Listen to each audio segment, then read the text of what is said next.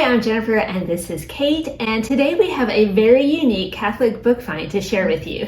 And it is this book, I Would Like to Travel the World by Bishop Guy Gaucher. So we love St. Therese here, and we're very excited when this book showed up in the mail last month. It was the Sophia Institute Book Club read-along pick for the month of June. It was very different from what we were expecting, but that is actually a good thing, because if you love St. Therese and you're thinking, I just wish I had something new and interesting to read about her, this is definitely it. Absolutely. So let's go ahead and jump into the review. Okay, confession time. When we saw the cover of the book, we immediately thought that this book is going to be all about St. Therese, her life, miracle stories, maybe some of her writings. And while the book absolutely is about St. Therese, it was not about her in the way we thought. So we really liked the book, but there were a few things about it that did throw us for a loop, to be honest. Yep, so we'll get into all of that, but we're going to start with a quick overview of the book. It is set up in 3 parts. Part 1 is St. Therese, the Miracle Worker. And part 2 is St. Therese, Doctor of the Church. And part 3 is Therese, the Missionary. So let's go ahead and take a closer look at each of those sections. Okay, so section 1, Therese, the Miracle Worker. Just so you know, the author of the book, Bishop Guy Gaucher, actually lived and worked in Lisieux, which is Therese's hometown, for a number of years. So I would definitely say he's an authority on St. Therese. And he tells many wonderful stories about her in this section. She said she would spend her heaven doing good on earth, and she has absolutely kept that promise. And this book has quite a few stories of how she's helped quite a few people down through the years. Yeah, and honestly, we could have just stayed in this section and kept reading those beautiful miracle stories forever. But alas, this section is fairly short. It's only about 30 pages. And then we move right on into section 2, St. Therese, Doctor of the Church. So this is also a fairly short section, which goes into a lot of detail about how St. Therese was declared a doctor of the church by John Paul II back in 1997. And actually, fun fact, she was almost made a doctor back in 1932, but that was kind of shot down at the time.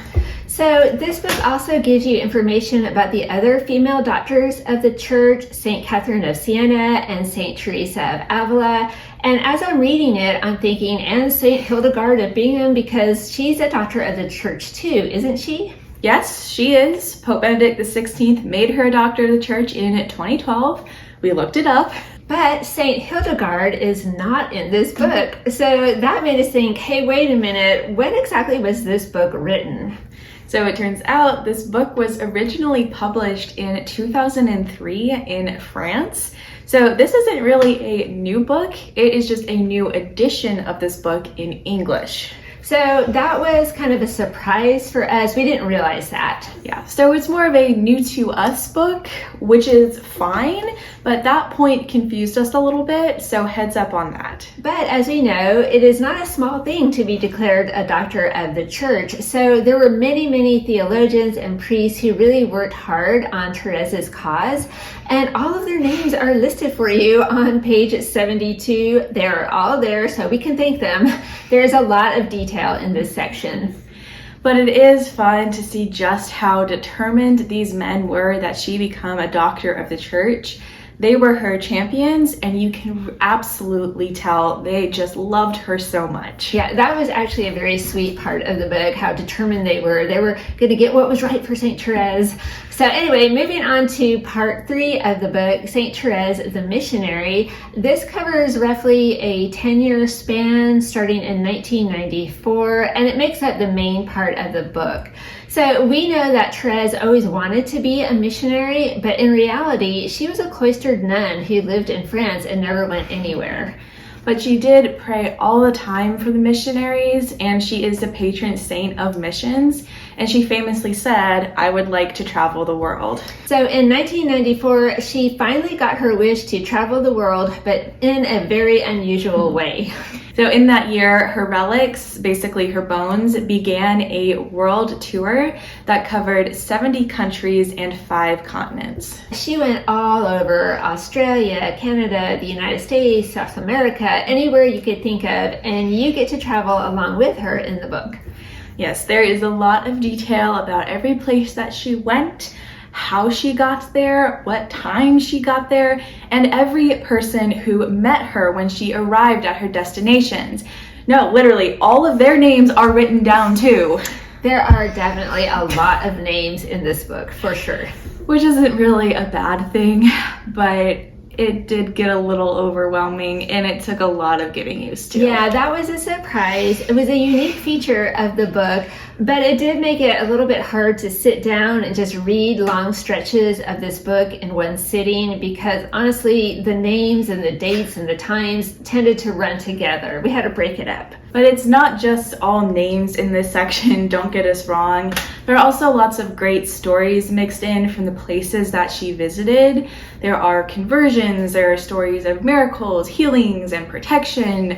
For example, there was a helicopter crash in the Philippines, but no one died. That was pretty amazing. It's also interesting that the reliquary was taken into prisons in many of the countries. Now, the reliquary is pretty big and wide, and sometimes it wouldn't even fit through the main doors of the prison. But you know, Therese, where there's a will, there's a way, and they always manage to get the reliquary into the prison somehow. And that thing weighs almost 300 pounds, so you can see how it's hard to get it from one place to another.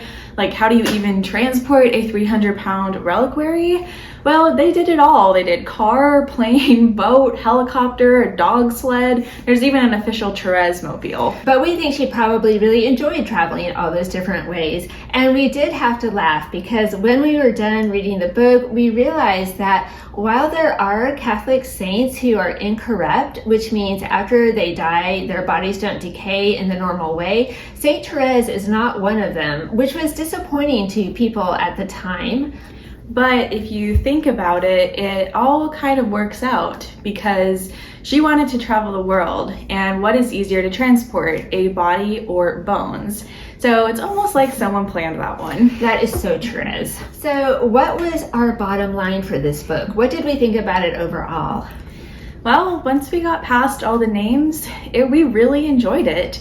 It was wonderful and amazing to read about how just so many people, millions more than expected, came to welcome her and to see her relics.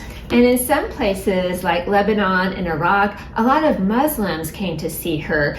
You know, they venerated her as a holy woman, which was surprising, but just amazing and wonderful. And the book also contains lots of excerpts from different speeches and homilies and news articles written about her at the time. So those were very interesting to read. Yeah, definitely a lot going on in this book. And I think also that this could be a great geography textbook. If you homeschool, you can travel around the world with St. Therese. There's a lot of detail in the book about the different places that she visited. So that would be, again, like a really fun project for school. So this was definitely one of the most unique books we've read this year. But it was a lot of fun. And if you're looking for something new and different and inspiring to read about St. Therese, this is definitely it.